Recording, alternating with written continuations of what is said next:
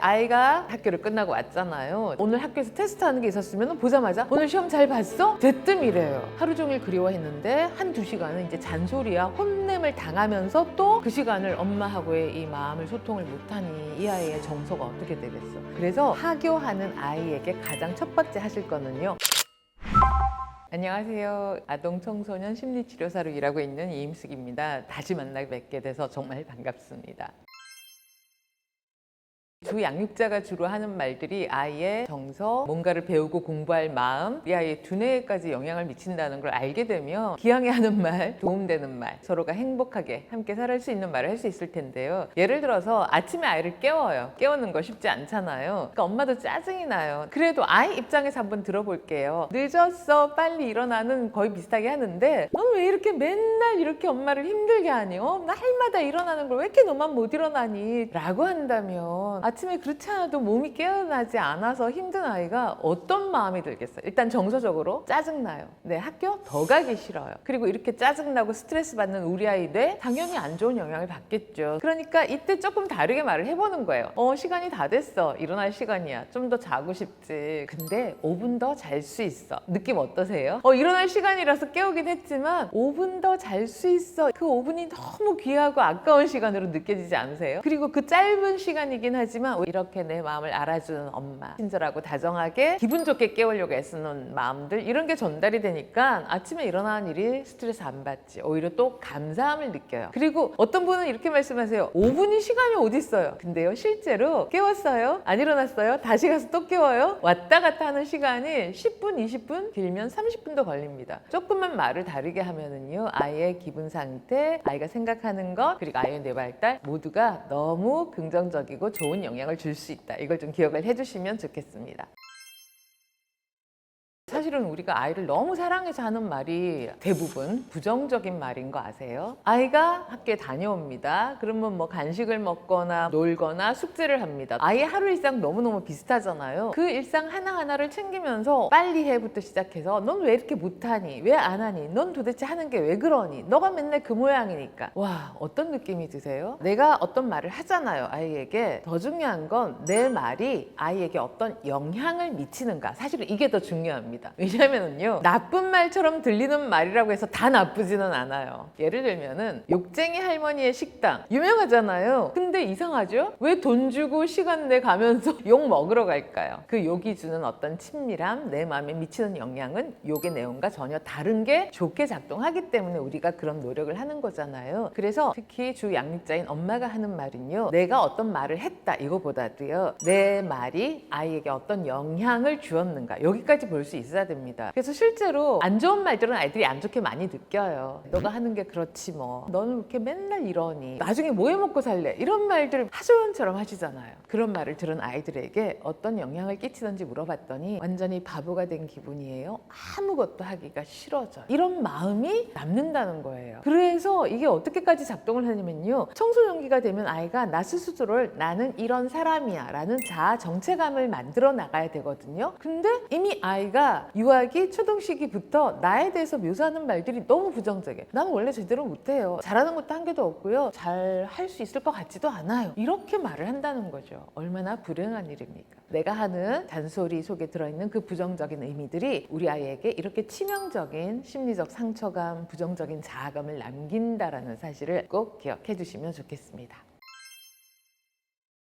하루를 기대하는 말을 좀 해주시면 좋겠어요. 그러니까 오늘 하루가 뭔가 좀 재밌는 일이 있을 거야, 좋은 일이 있을 거야, 이렇게 기대를 하면 하루가 굉장히 기분 좋게 정말로 이루어지거든요. 그래서 하루를 기대하는 말, 뭔가 재밌을 거라는 생각을 불러일으키는 말을 좀 하면 좋겠는데요. 우선은 등원하거나 등교하는 아이들은요, 가면은 급식을 먹습니다. 식단표 보고 아이가 좋아하는 반찬이 있는 걸 말해주세요. 오늘 너가 좋아하는 햄 계란 볶음이 있네? 이런 정도면 음식은 참 중요해요. 뭔가 음식을 맛있게 즐겁게 먹고 나면은 그 다음 일은 참 잘 풀리거든요. 그래서 할 말이 없다면은 오늘의 급식 중에 아이가 좋아하는 거 한 가지, 혹은 아이가 좋아하는 시간표, 혹은 오늘 쉬는 시간에 친구랑 뭘 하고 놀지, 이런 걸 좀 얘기를 해주고요. 말할 게 없다 그러면요, 하교하고 난 다음에 엄마랑 뭐 하고 놀자, 아빠 퇴근하고 난 다음에 너가 좋아하는 보드게임 30분 동안 놀자, 너무 재밌겠지, 이런 정도면 충분합니다. 사람은 하루 종일 즐거워야지 잘 사는 게 아니고요, 하루에 20분 30분 약간 즐거운 일이 있으면 그거 하나로 나머지를 충분히 견뎌낼 힘이 생긴다. 이걸 좀 기억하시면서 하루를 기대하는 말을 꼭 해두시면 좋겠습니다. 부모님이 가장 바라는 것 중에 하나가 스스로 일어나서 혼자서 준비하기잖아요. 근데 이제 스스로 일어나는 습관을 키운다라는 거, 그 이전에 하루 루틴이 계속 반복적으로 이루어지면 습관으로까지 발전이 되겠죠. 그럼 어떤 루틴을 만들 건가인데요. 자, 아침에 깨울 때 빨리 일어나, 이것도 방법 중에 하나이겠지만 알람 소리에 아이가 좋아하는 음악을 깔아놓는다라든지, 부모님이 읽어주는 책 중에서 아이가 좋아하는 거 있잖아요. 녹음을 해두셨다가 아침에 깨울 때 틀어주시면 굉장히 기분 좋게 일어날 수 있습니다. 그리고 책을 읽어주거나 이야기를 들려주면 전두엽이 먼저 깨는 느낌이에요. 맞아, 그 이야기가 어떻게 됐더라, 주인공이 지금 이때 무슨 일이 생기는데, 이미 알고 있는 이야기이지만 그 이야기를 머릿속에서 한 번 더 재생하면서 아주 쉽게 잠이 깨어나게 됩니다. 그래서 부모님이 꼭 흔들어 깨우지 않아도 내가 기분 좋은 어떤 음악이나 소리, 이야기를 들으면 깨어난다라는 루틴을 반복하시면요, 이제 알람만 울려놔도 그냥 아이가 스스로 일어나는, 그래서 정말 제가 상담실에서 만나면서도요, 그 아이들이 가진 생활 루틴을 다 점검을 하거든요. 아침에 스스로 일어난다라는 이 힘을 가진 아이들이 가끔 있어요. 정말 그 아이는 걱정이 안 돼요. 하루를 잘 관리하면 결국 한 달, 1년 자기 삶을 잘 관리하는 사람으로 성장하잖아요. 그런 힘이 있는 아이로 그 루틴을 좀 잘 만들어 주시면 좋겠습니다. 함께 일하시는 맞벌이 부모님의 경우에는 이 아이와 함께 하지 못하는 시간이 많아서 참 아쉬우시겠지만요, 얼마든지 방법이 있습니다. 만일에 엄마가 아침에 아이보다 일찍 출근을 해야 될 경우에는요, 엄마 대신 누군가 깨워주는 사람이 있잖아요. 아빠일 수도 있고 할머니일 수도 있고. 자, 중요한 건요, 주양육자는 엄마입니다. 역할에서 이게 헷갈리시면 안 돼요. 주양육자가 직접 깨우지 못할 때는요, 보조양육자에게 그 루틴을 정확하게 지키도록 지침을 좀 주세요. 그래야지 아이가 안정감을 가져요.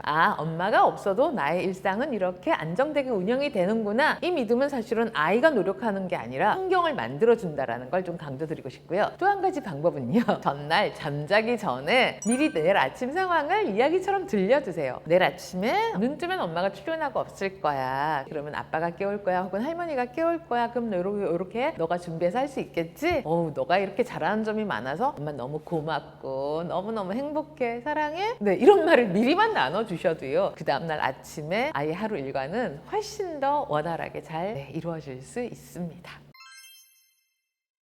이제 아이가 유치원을 끝나고 왔거나 학교를 끝나고 왔잖아요. 근데 가장 처음 보셔야 될 거는 아이의 표정이에요. 몸짓과 표정. 왜냐면 아이들은 비언어적인 메시지로 자기 마음을 다 드러내고 있어요.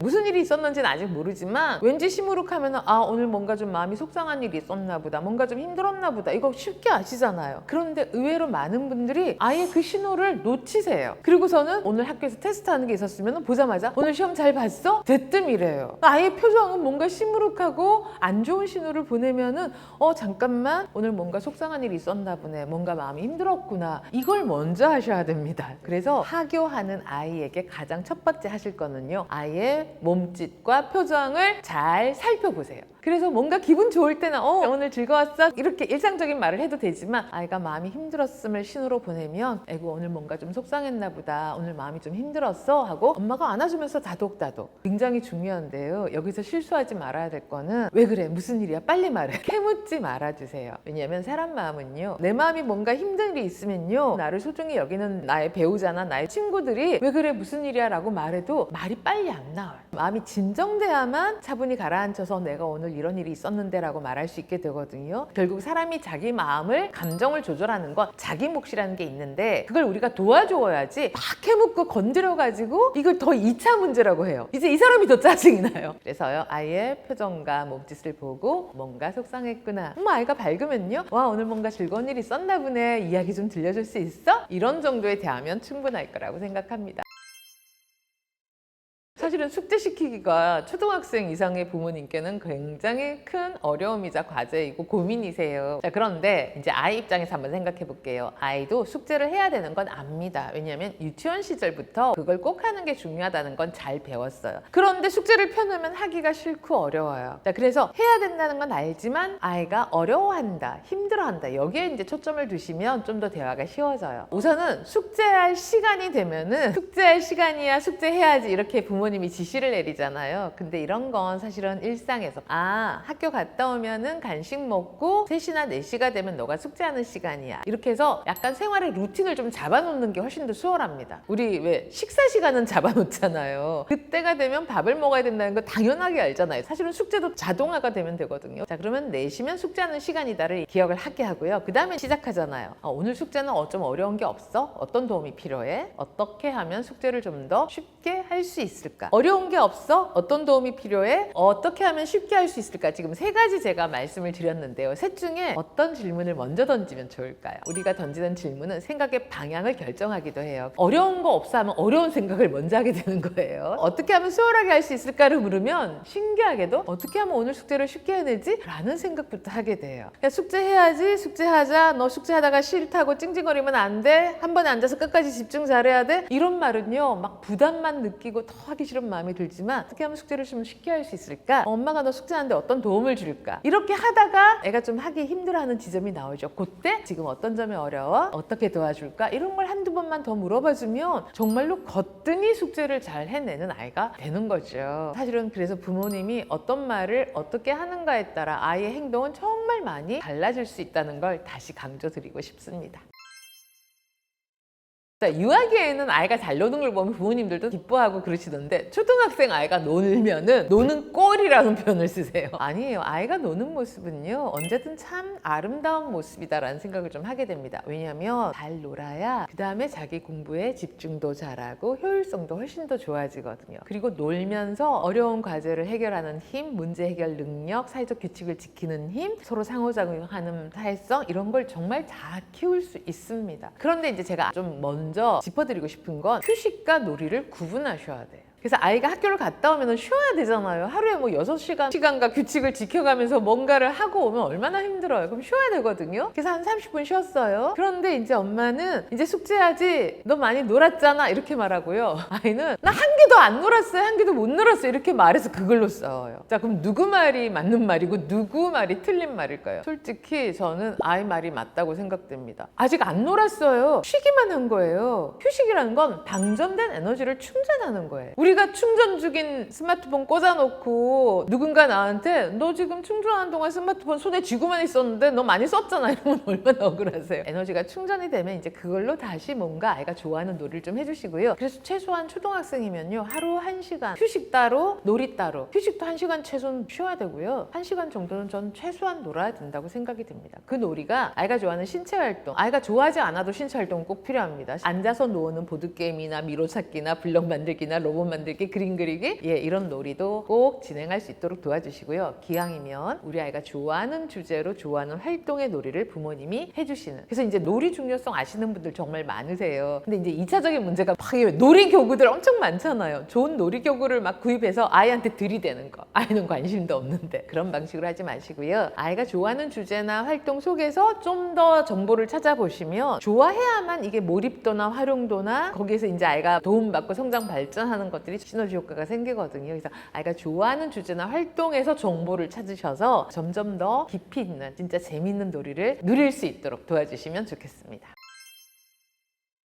잠자리에서 나누면 좋은 잠자리 대화가 있습니다. 하루를 정리하는 거죠. 근데 사람의 기억이란 원래 우리도 동물이라 살아남기 위해서 뭔가 걱정되는 일, 불안한 일에 훨씬 더 예민하게 반응을 합니다. 그래서 기억이라는 거가요 되게 부정적이고 힘들었던 게 더 강렬하게 남아요. 그런데 이렇게 내 아이에게 힘든 일, 부정적인 일, 이런 것만 자꾸 기억이 재생이 되면 이상하게 불안도가 더 올라가고 에너지는 떨어지고 의욕도 사라지고 무기력해지고, 왜? 이렇게 힘든 일이 많은데 내일 또 눈을 떠서 또 이 힘든 하루를 살아야 된다 이렇게 생각하면 사실은 의욕이 더 떨어지는 거 맞잖아요. 그래서 저녁에 잠자리에서만큼은 오늘 하루가 얼마나 의미 있었는지 재미있었는지 또 감사한 일은 얼마나 또 있었는지를 얘기를 나누셔서 우리 아이가 오늘 참 살만했어, 세상은 참 좋은 곳이야, 재밌는 일이 참 많아, 이런 대화를 좀 나눠주세요. 그래서 오늘 너 재밌었던 일이 뭐야? 한 가지만 말해줄래? 엄마가 보니까 너가 이런 걸 참 잘한 것 같아. 너가 엄마 식탁 준비하는데 너가 와서 도와줬잖아. 엄마가 너무너무 고마웠어. 이렇게 소소한 일상의 활동 하나하나에 의미를 붙여서 오늘 너는 이런 걸 참 잘했단다. 거기에 대해서 엄마는 이렇게 고마워하고 너무너무 행복한 느낌을 느낀단다. 이런 얘기를 들려주시면 아이가 자신을 생각하는 게 너무너무 긍정적이에요. 자존감 키우기 너무 중요하게 생각하잖아요. 또 자기 효능감 이런 것도 너무 많이 들어보셨잖아요. 이런 씨앗들이 어디서 자라냐면요, 그건 부모님의 말로부터예요. 내가 오늘 그냥 아무것도 한 것도 없이 의미 있게 보낸 것 같은데? 아니야, 너 오늘 엄마도 잘 도와줬지. 말하지 않았는데도 내일 준비물 미리 다 챙겨놨지?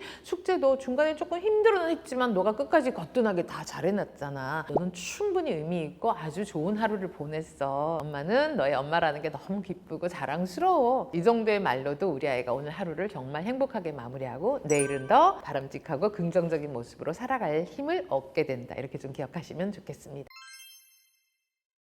워킹맘인 경우에 꼭 한 가지 따로 기억을 해주실 거가요. 하루 왼종일 엄마는 아이를 그리워했다 는 사실입니다. 다른 애들도 다 아침에 헤어졌다가 저녁에 만나는 거 비슷하지 않나요? 애들 다 학원 갔다가 오는데 아니에요. 느낌이 너무 달라요. 왜냐면 전엄맘의 경우에는 학교 갔다 오면 잠깐 보고요. 학원 중간중간 잠깐 보고요. 엄마가 데리러도 오고 엄마가 내 바로 옆에서 내 앞에서 나를 지켜보고 있다는 느낌과 학교 끝나도 엄마가 안 보이고 학원 갔다 와도 안 보이고 저녁 7시, 8시가 될 때까지 엄마를 기다려야만 겨우 볼 수 있다. 이 마음은 너무너무 다르게 작동합니다. 그래서 워킹맘은 우리 아이는 하루 종일 나를 그리워하고 있다라는 걸 전제로 해주세요. 자, 그래서 이걸 전제로 한다면 엄마가 딱 퇴근을 했습니다. 아이를 딱 만났습니다. 뭐부터 하세요? 이 지점이 제일 중요합니다. 그리워했으면 뭐 해야 돼요? 서로 만나서 보고 싶었다 말하고 껴안고 부비부비 해주고 뽀뽀하고 그리고 꽉 껴안아서 하루 동안의 그리움, 외로움을 다 해소시켜주는 만남의 공식적인 의전이 필요합니다. 그런데 워킹맘은 퇴근하자마자 정말 많은 분들이 딱 문 열면 집은 엉망이죠. 설거지거리는 쌓아져 있죠. 아침에 정리 못하고 엉망으로 나간 게 그대로 있고 애들은 또 애들대로 뭐 TV만 틀어놓고 보고 있다라든지 숙제는 안 해놓고 있다라든지 정말 난장판 같은 모습 때문에 들어오자마자 폭풍 같은 잔소리를 쏟아내면서 막